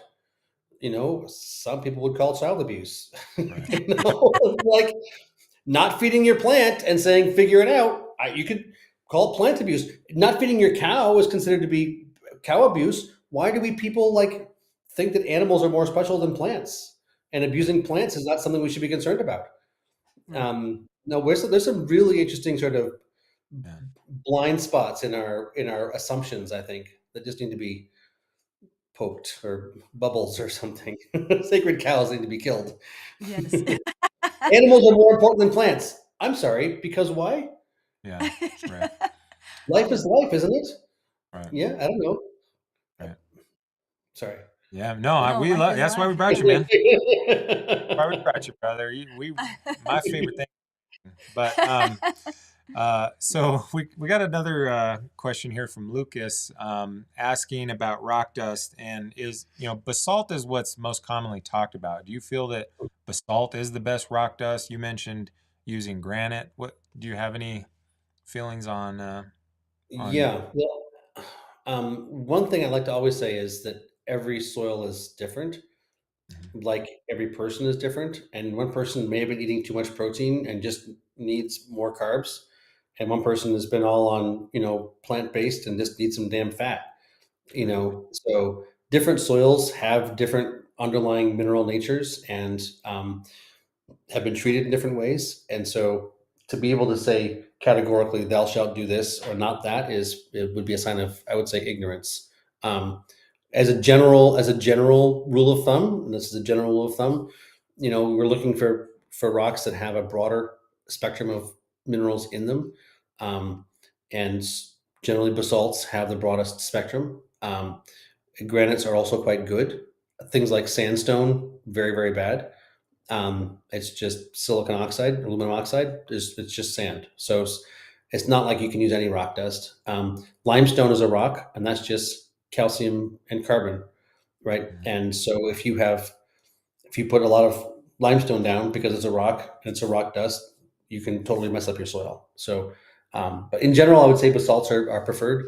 Um, some of them have high levels of radioactive isotopes that some people get worried about, but I yep, personally generally don't. Um, the paramagnetic aspect, I think, is one that's also worth looking into. I'm not sure how well people are versed in that, but generally, don't let perfect be the enemy of the good. If like the closest basalt is 3 hours away, and you're never going to go get it, but there's a quarry in town that's got a perfectly finely ground granite, I would definitely get that. I think the other thing, as far as minerals are concerned, that I like to talk about is sea salt. Um, mhm, Anybody who's experimented with sea salt, maybe out west where you guys are, it might not be a good idea. I think they say at least east of the Mississippi, 75 pounds per acre per year, period. And I do that, stone wall to stone wall for my entire property. mhm, Um, I put all my minerals down on my entire property. I do my trace elements on my entire property. My goldenrod now regularly is 8 feet tall. And when I moved onto the property, it was regularly 3 feet tall. mhm, Um, and That's in my like edges and goldenrod's not where you're managing things. Goldenrod's out in the corners where you're not managing things, and that's how it's growing. So, but sea salt is also very, very powerful. mhm, And People that live close to the ocean, I've given like 75 pounds to the acre period. Experiment, but try doing a little bit more. But that's a safe quantity. And there's this old, he was not that old, but this Portuguese guy who took my course, and I spoke Portuguese. And he was getting 55-gallon drums of seawater Hmm. from the ocean and watering his garden with them once a week. Oh And I wow. was like, "Oh my god, did you kill everything?" He's like, "No, it's growing ridiculously crazy." Wow. And he would bring me squashes, these winter squashes that would literally sit for a year and a half and not rot, that kind of Wow. stuff. So definitely, if people haven't looked into seawater or sea salt, experiment, look into it. And with all these things, experiment. Let your land show you. If you've got enough land to experiment on, do a bunch over here, a little bit there, in the middle, right here, nothing there, and see what happens after a year. Don't just go and do everything all at once. Experiment. Right. Right. Well, and I would say, make sure you backstop that with a little bit of data. In the cannabis industry, there's a lot of focus on natural farming, which pretty much every recipe has seawater in it. And the only thing I Really? would be, yeah, Okay. there's a lot of seawater in it, which can be good, but when you start to add up all the chloride in that, most of the recipes that we've run through analysis from that community have enough chloride to make bugs. So you Well, if know, you're talking about an area where it doesn't rain, I would totally agree with you, which is yeah, why I said east of the Mississippi. right, So right, if you're under plastic or where it's not raining, this is a different conversation. yeah. I'm talking about land growing in the land where it rains and things. But absolutely, with your point. No, for sure. Yeah. And I just always think it's important because what I have noticed is, because people will hear us say this and they'll run out and then the only thing they'll do is sea salt, which what all I'm trying to do is just put a little bookend on everything in context, Yes, everything in 100%. moderation, I guess. But because seawater, yeah, like Dr. Reams talks about that a lot. He even had some recipes for extracting. I've never really messed with that, but they talk about getting the barrel of seawater and I don't know, putting some lye in it or something and extracting Yep, the. I yep. never. With that's the way to get the trace elements without the sodium and chlorine. Ah, okay. That's the way to precipitate out the sodium chloride. Yeah, Yeah, that's with fascinating. The the lye. coolest part about Reams, he was like the original natural farmer. You know what I mean? Like back in the 40s, like they were using whatever. He talks about using like oils at some point. I can't remember exactly. Old engine oil. Yeah, Yeah. yeah. And Yeah. and and sawdust and growing amazing tomatoes. Yeah. Right. Like, Because he understood the energies and how to balance the energy. And the plant's not biased with politics. Hydrocarbons are nutrient rich environments. And like right. it's yeah, Reams was definitely out of the box. But he was a clairvoyant. He was a clairvoyant. He was not getting his information from, labs and For sure. meters. Which is why they were so resistant to him. But it's like, man, again, if you go back to some of the most remarkable points of my professional career, a lot of them are Reams based. You know what I mean? Like, 100%. I 100%. 100%. don't know, Yeah. wherever he got his information, shit works. So, That's what we passed on. This is what worked. Not where's the citation? There is no citation. Where's his yeah, work? There is no work. Where's his yeah, books? They doesn't matter. These yeah, principles applied work. yeah. Just put the calcium on, man. So, yeah. Yeah. Um, we got another question here. I might let Sarah field. This one's a whole ball of wax here. So I'm gonna let No. you answer that one. Oh, He takes a simple one. well, he's the guest. He's asking the Oh guest. yeah, maybe. Yeah. So the question is, and I'll let Dan answer it. You all Yeah. suggested that it's not enough to use only soil biology treatments when regenerating farms and landscapes. I'm Yeah. interested in your experiences that led you to that realization. Mm. Well, I personally never took the soil food web course or any of the courses and never got into that as like this is the only thing I'm doing. So um, I certainly have used inoculants to great effect, but I've also used minerals to great effect and some basic understandings of like soil needs air to breathe to great effect. I've certainly heard numerous stories and seen farms where people were just using compost teas, Mhm. well or poorly made is a whole other conversation, Right. Oh, um, Yes. totally. Yeah. and to great negative effect. And Right. many stories of people losing their farms because They, saw Elaine speak at Acres, were totally inspired, shifted their practices completely to soil food web, got rid of everything they were doing with fertilizer, didn't have a functioning living system, and crops failed. Um, and because they weren't using the commodity system, they didn't have their insurance, and because they didn't have their insurance, they went out of business, Yeah. right? Yeah. And so, yeah, and just I don't think it doesn't make logical sense. It's this whole silver bullet concept, is how it seems to me to be. I 100% grant you the importance of microbes. I use the example of, like, if someone were to take a plane full of people in February, and drop them off in the middle of Alaska, um, and then fly away, Hmm. they'd likely die, right? Because they don't have the proper environment to subsist in. And just because you added microbes to an environment does not mean they have what they need to function. And so you can keep adding microbes and keep adding microbes, but if they don't have what they need to function, they're going to die off. And I use the example of B12 to make this point. I talk about how, we're B12 dependent organisms. If we don't have B12 in us, we're dead. You need cobalt to make B12. If you don't have cobalt in your soil, you don't have B12 in your soil, you can add all these microbes, but they need B12 to live. Yeah. And if there's no B12, then they die off. And that's why you need to keep adding compost tea every week, is because Hmm. they aren't establishing themselves. Yeah. So it's a whole ecosystem, a symbiotic dynamic set of dynamics, and I think, there is always a temptation to think that you've found the answer, and now you don't need to understand anything else. Just do this, and everything will work fine. I'm going to follow this person. This is my new consultant, and I have all the answers. I listen to their recordings, and I'm totally convinced I'm going to buy their products, and all my problems will go away. My Yeah. mother does this on her farm every year.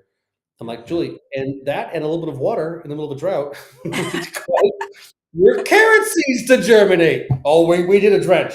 We did a spray, a nice mineral spray, a specific carrot spray.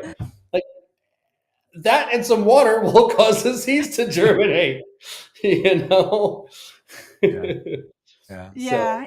Well, Yeah, no, I agree. yeah, I think the essence of this question comes down to the difference in eras. And so, in the era prior to us, it was, things had to be fairly isolated, I believe. So people could become experts at that isolated aspect. So I think, in the people before us, was more of like the guru era where, Albrecht went all in on mineral chemistry, actually coming from the biological world, which is pretty interesting. He actually got into soil chemistry because his the seed inoculants weren't working in some fields, and so that prompted him to get into the mineral chemistry, which is fascinating. And then Dr. Lane became very specialized in the biology, and most of the mineral camp doesn't seem to do much biological investigation. And so I think our era here is taking what they did that's very true, merging them together, and creating the comprehensive system that actually leads to sustainability, that actually leads to regeneration. And the weird part about the tea world is, we've been very intimately involved with the soil food web movement since 2012 or something like that. And it's very common for people to go to a 2-day workshop, come away with what they feel is a strong understanding of this extremely dynamic system, and like you said, promptly put themselves out of business. And definitely that's not something that we need right now. But I would say that every era has that person that's been putting people out of business, and the current natural farming era has put a lot of people out of business. So it's just kind of who's promoting something right now, and as a farmer, what is your ability to intelligently apply those principles in a way that's cohesive with your farm, right? So like you said, if you just randomly put calcium on, if you do that in my backyard, you're going to seriously injure crops because we're yep, extremely low in potassium, very yep, high in calcium. But if you put the yep. potassium sulfate, which interestingly enough is mined 200 miles south, and just We're right up all here, landed this over whole there. this whole I don't know how the ocean washed it around when it drained here, but you got all the you got all the calcium and magnesium you could ever want up here, and then the potassium and sulfur is 200 miles south, which I think is classic. It's literally mined right down the road. So if we bring that rock dust to this neighborhood, oh boy, oh boy, does it get good, you know? Yeah. There's a tremendous amount of mineral nutrition in these soils here. It's just significantly lacking in potassium for whatever reason and sulfur. Luckily, if you're an NPK farmer, that works pretty good, you know, but because the calcium's already here, right? So, But if um, you've burned out the organic matter and you've got dry environments, I was then it doesn't really matter if the minerals are all balanced because you don't have the food for the life and the structure for life. And that's exactly. where we're getting to. But yeah, Yeah, yeah, no, I exactly. think we definitely have examples of people following gurus and teachers and things like that. yeah, I think, yeah, I mean, it's a whole conversation about the nature of human nature and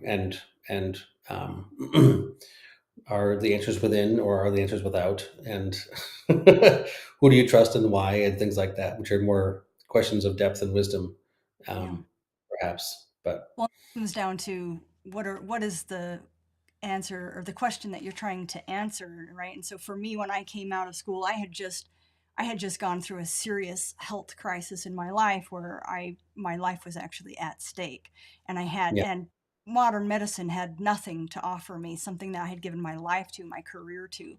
So I had to yeah, go outside the system. And once I realized, I mean, I healed myself with food, and we're not talking about like minerally nutrient dense food. We're talking right, about as best food I could get with the least toxic load. And I was able to get quite the healing, quite the 180 turnaround in just reducing toxic load. So the question that we need to be answering is exactly what you're trying to answer: is what is that quality in food, and how do we raise all Yeah. organisms on this planet by taking care of the soil. But to get to the what my input is on this question is, we do actually see that a lot, and using my framework of what is that highest healing that we need to get to as a species, and what does that look like, because we're at a, I mean, when I started looking into food in order to heal myself, it was like, okay, we have a serious crisis on our hands. How do I learn how to grow nutrient dense food so that we can all move to this new, because I knew conventional systems wouldn't get us there, that we had to do that work, and I had to do it at least for myself. So my question coming in for that I needed to answer for myself, coming out of nursing, coming out of this catastrophe and healing myself with food, just removing toxins, having this goal in mind, was what are the things to put together. The first thing I saw was Dr. Elaine Ingham, so I went with her classes, and I mhm. was like, once I learn all this nuance of the soil food web, and I mean, it's a lot of hours and dedication that I put into I've all. never taken it. Yeah, It's way too much work. yeah, yeah, a lot of. And so then I had to put it to use and figure out, well, what is the result of putting this to use? Do I get the response that I want? Is it the highest health? What is this? Because if I'm going to bank my career, my livelihood, and who I am on, does this answer the question that I'm seeking to answer, right? So what I found in my journey, and I consistently find in my journey, is that is, and what nature, I mean, we don't live in isolation. Mhm. It's all these things that work together in harmony and coherence and all that.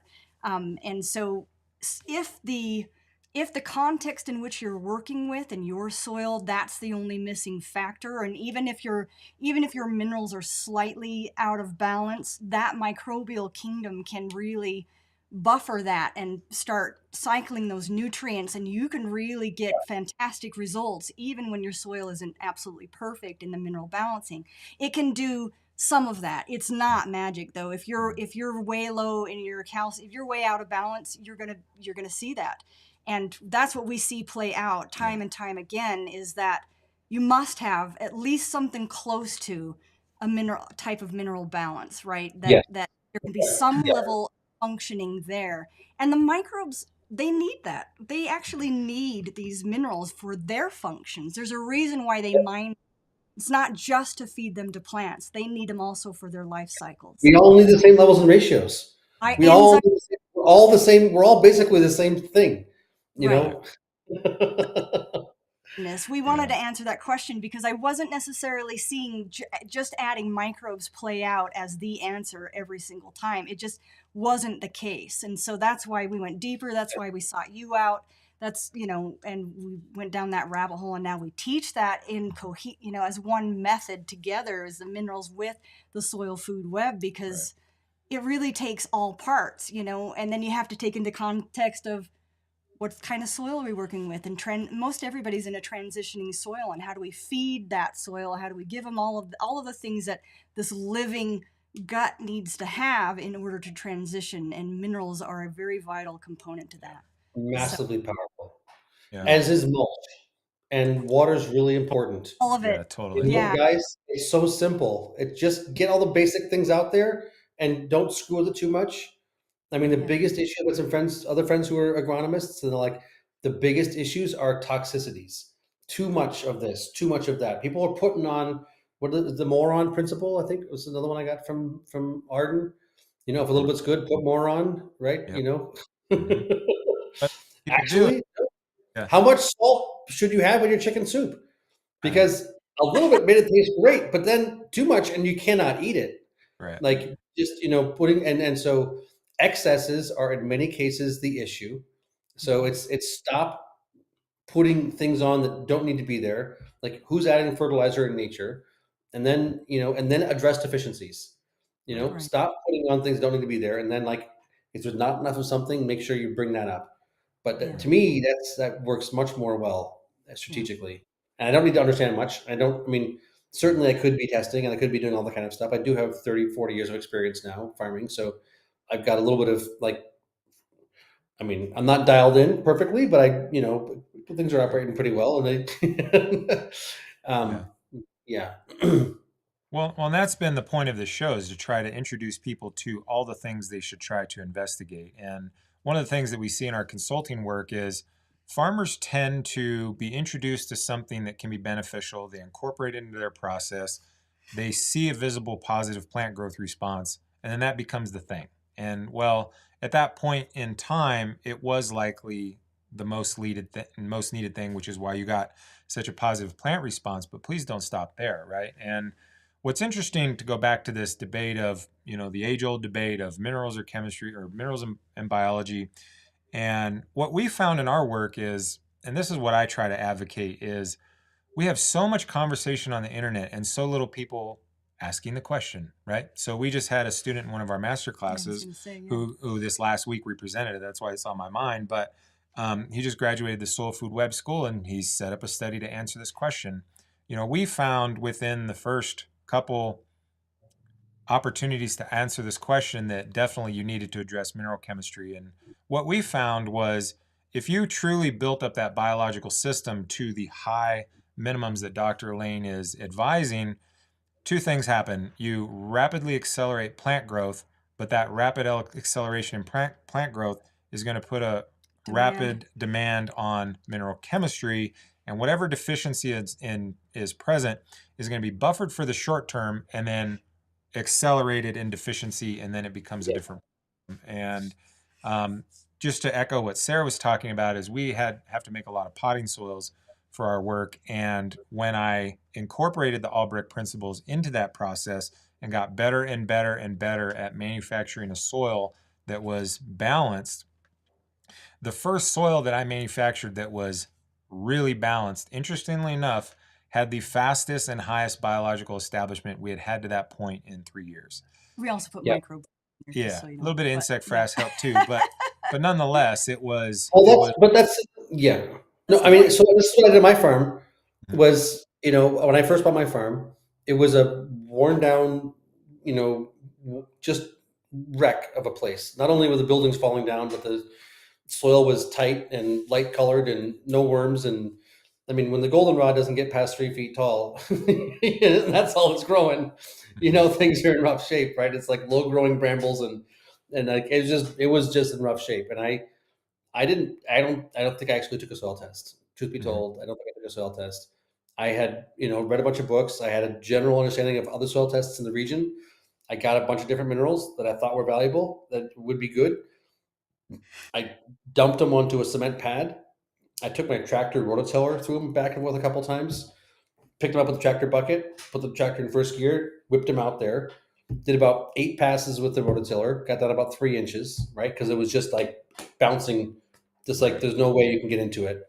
And made beds with a bed former, planted, put drip tape, and mulched. And 2, 3 months later, it was chocolate cake. Right. Earthworms, aromatic, stick your hand in it, transformed, ridiculous, beautiful soil from tight, light colored, no aroma, no worms. Your shovel bounces out of it kind of dirt. And like, if you just give life what she needs and get out of the way, like, soil will build itself so fast. Yeah. But if you don't have any of the critical environments, if you don't have the minerals, if you don't have the biology, if you don't have the food, if you don't have the air, if you don't have the water, you don't have any. If any of those things is missing, the whole system breaks. It does. It can't. It can only function to the level at which the one in which is the least presence is functioning. And I Right. think that's. It's just like, I mean, people find Jesus, and it's like, if you teach someone that Jesus is the savior, and then they think that anybody who thinks Muhammad is a savior is a Right. an Yeah. infidel. If you Totally. teach someone that Muhammad is a savior and they think that anybody who thinks Jesus is a savior is an infidel, like, maybe just because you got taught somebody was a savior does not mean what you think it means. Like, this whole, I got exposed to conventional ag, therefore I trust chemistry. I got exposed to organic farm, therefore I trust compost. I got, like, you get, like, just because we get exposed to something does not mean that's all that is. I think that's the point Right. you guys have been trying to make. For Yeah. sure. And that's, I would say that about regenerative right now. Like, everybody's Mhm. so up on regenerative. I'm like, what the hell does it mean, guys? Yes, exactly. Besides this good impulse and intention, like, what are you talking about here? Like, do we have any specifics? No. Because I mean, the regenerative community is way behind the biological community in their agronomy understanding. I They just agree. don't know. I No. mean, the biological community is like light years ahead. You want Yeah. carbon sequestered? We can do carbon sequestration. You want ecosystem function? We can do ecosystem function. But they're off on their various head trips, and it's a buzz and a bandwagon. You get all these people who don't know what they're talking about getting in, Yes. taking a workshop, reading a book, speaking with great confidence. Like, I'm sorry, you know, No. Oh, It's a I I love don't you, yeah, I Dan. don't Thank you so much. yeah, it's refreshing to me that's where I really go on rants, and it's like what I object to, because we're obviously providing data and analytics to a lot of yeah, regenerative farmers. And yeah, my first question is your business sustainable? Is your business regenerative? Because a lot of those farms, when you look at it, their timeline of operation is actually pretty short. And so it's like or regenerative. we've Yeah, got the yeah. dreadlocks, we got the hemp sandals, we got the compost hat.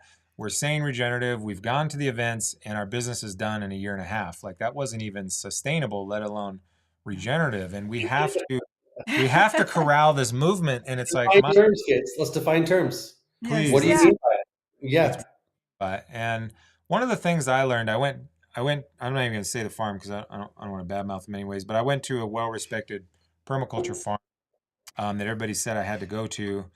And I really realized what the issue was there. And it's like, a lot of the, not to pick on permaculture again, but when they draw their pictures, they put the human in the center.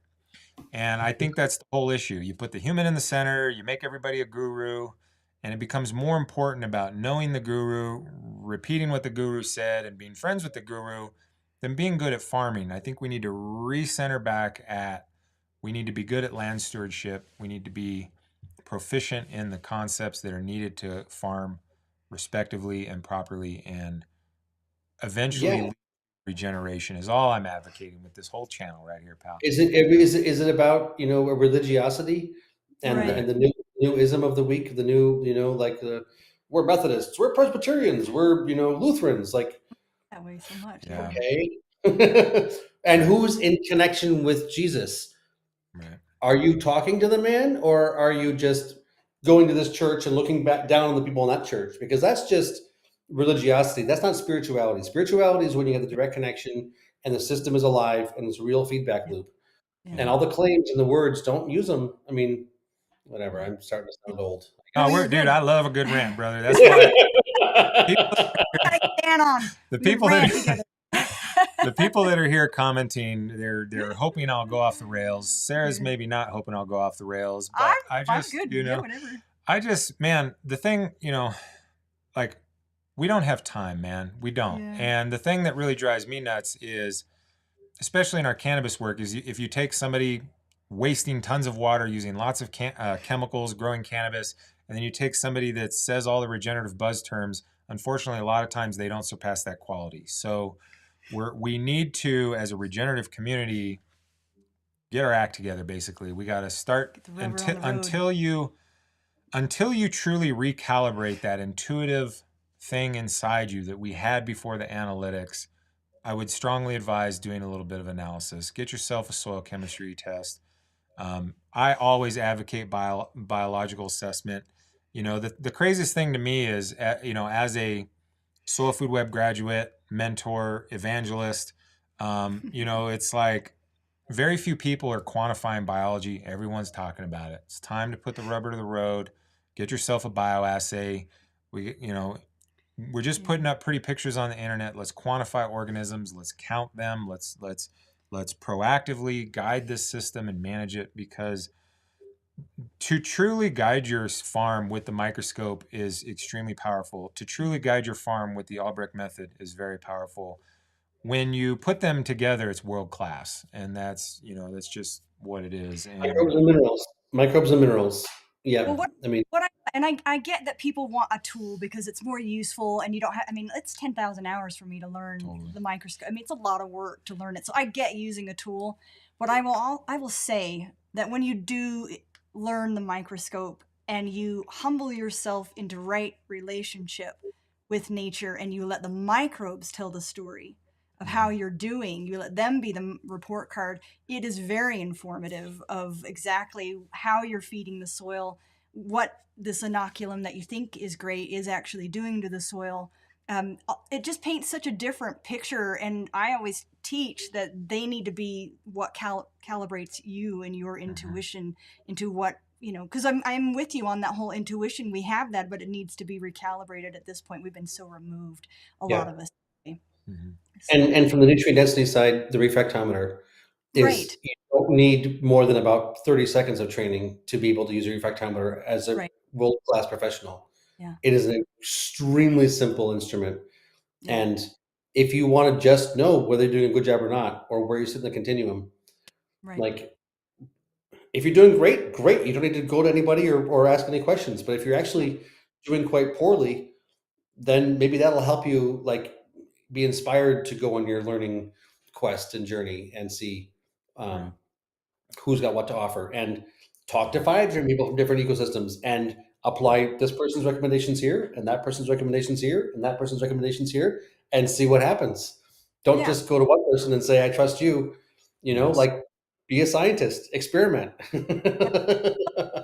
Even count, you know, even put the bricks with the microbes, with the, you know, all that together so that it informs you of The more how you can, if you device. didn't grow up in this world, if you didn't grow up in this world, right? If you're coming into living systems from some other place, like understand you got a lot to learn. Learn. Right. Like Yeah, we're talking about life here, which is multifaceted. This is not like computer programming or, you know, I don't know, manufacturing, engineering. Those are actually relatively quite simple in relation to right. life as Yes. far as what's going on here. So Right. understand you got a learning curve to Well, and to for go. some context, I You think can people, go through it fast. You can go through it fast as well. yeah, Yeah.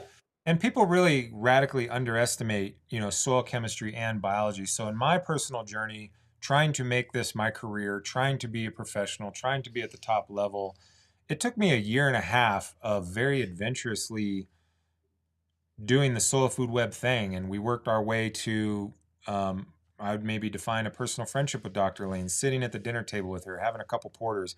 It took me a year and a half of grinding at this thing to really fully understand this dynamic thing. It took me a solid year to fully understand the Albrecht system. It's like these aren't things that you're necessarily going to pick up in a 2 hour workshop. Yes, that's the introduction.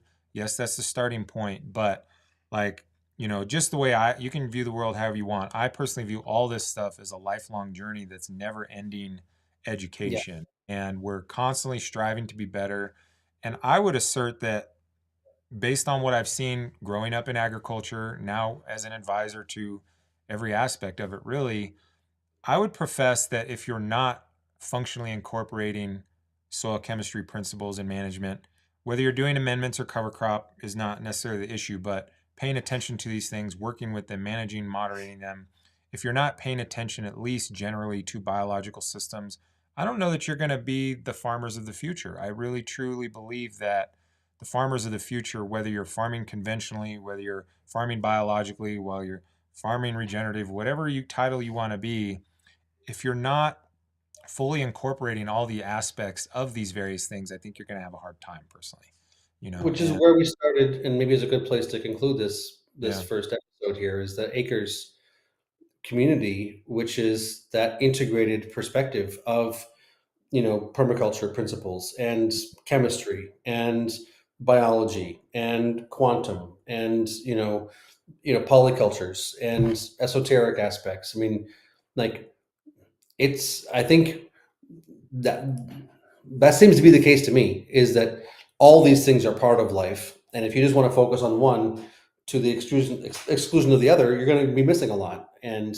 you really have to have that broad perspective and understand where the scale weighs, um, and it's extremely exciting. It's like there's always more to learn, right? If you're the kind of person who's like gets bored easily, like, this is great. If you have something simple, like, don't be a farmer.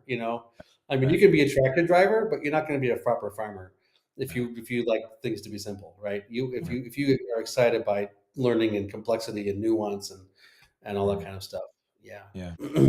Which Yeah. which is um, the human tendency. You tend to get introduced to a concept, it provides you value, you go all in. People are all in on Steiner. People are all in on Dr. Lane. People are all in on, whatever, John Kemp now at this stage, I guess. And it's simply what I'm advocating is what our next show is going to be on in 2 weeks on December, would that be December 12th? We're going to talk December about, 16th. sorry, December 16th. Yeah. Yeah. We're going to talk about expanding our belief systems and how to not get stuck on one thing that's brought you value, but expand into all the things that you probably should be incorporating into the agricultural process to deal with a changing climate, to deal with resource management, to deal with providing nutrient density for your fellow humans. I don't know that there's a more serious job on the planet right now than creating food that actually sustains life. Right. I don't, Creates life. Life creates life. Caretaker of the land is the one who feeds everyone. It's yeah, pretty foundational. Yeah. We're Amen. yeah, more important, us yeah. farmers. We're God's chosen people. The rest There, of you, right back at it. There we go. there you Yeah. go. Good. All right, join us in the after show for nothing but rants. Do you have any you think we need to add, Sarah or No, I Dan? just Or adore the conversation, and it yeah, lights me up. I love it, and I just really adore having you on our show. Thank you so much for agreeing to come on our show yeah, and many Thank episodes. you. yeah, Looking forward to this process as it evolves. Yeah, absolutely. I Awesome. yeah. haven't, I mean, am I supposed to be able to see the comments, or did Oh you yeah, not make that? they'll be on the show. I didn't put Oh, them up I so you. wasn't reading or paying attention. I was just trusting you guys were reading them. So Yeah, yeah. no, I'm Do definitely you all want over it. to? Yeah, yeah, We we're got a definitely lot all of over good it. comments about people. Yeah, Amen. And yeah, just nice. Thanks for the discussion. yeah. Love the rants. Yeah, and then I Yeah. put them up on the screen, so I just try to not confuse the guests with too no, much. I just look at you guys. So I could. Yeah. But I am extremely grateful. I literally grew up in agricultural fields in a conventional world. In Southern California, the predominant cannabis strategy was hydroponic. Like I didn't even know where to find these organic people, and so I'm thankful that you went on this journey to find these people. You assimilated this information into your knowledge base, and then felt compelled to share it. And Mhm. in a group of 12 people in Pomona, California, wherever the heck we Yeah, were, I think it was in my Pomona. mind was blown, and Yeah. that's just all I've tried to repeat with our YouTube channels. I'm just trying to continue on that thing that was so influential in my journey that eventually led to all these books of these people I'd never even heard of, didn't know where to find them, and so I just appreciate the work that you've done to this point, and I look forward to the work that you're doing in the future, and I look forward to rants on YouTube with our buddy Dan. This has been great. Totally looking forward to the next time. And we're all standing on the shoulders of Yeah, giants. And let's keep it, getting further and further out there. The thing that I saw when this is oh 06, oh 07, like I said, when I was first at Mm. Acres, was like all this amazing wisdom. And the only way you could get it was if you paid a consultant for their access to their brain. Yeah. And I'm like, what about everybody else on the planet who doesn't know about these people and doesn't have the money to pay them to come because there's only a few of them? We have to Mm. figure out a way to get this understanding out more broadly. And yeah, I definitely felt called. I was particularly quite shy, Yeah. and still am definitely an introvert. Not that you know it, Mm. um, but when you understand the importance of this stuff, you understand how powerful life is and the opportunities that come from working well with life. It's like, I don't know. There's nothing to be worried about. Like, Right. there's nothing to be like. People see problems, like not really. Like Right. we can totally turn these things around. Like it's not hard. It's Not actually. Pretty not like we foundational. can't do it. Yeah. Yeah. And it starts like our buddy Masanobu said, like you've said several times, just a little bit of straw, man. Let's start with a little bit of straw, cover that soil, start feeding this system, and then Yeah. check back in next session for the next steps. So thanks for joining, Dan. We appreciate you. We look forward to the future one, and we appreciate Yes. everybody that's tuned in for this 2-hour episode. Till next Thank time. you all. Yes. Be well.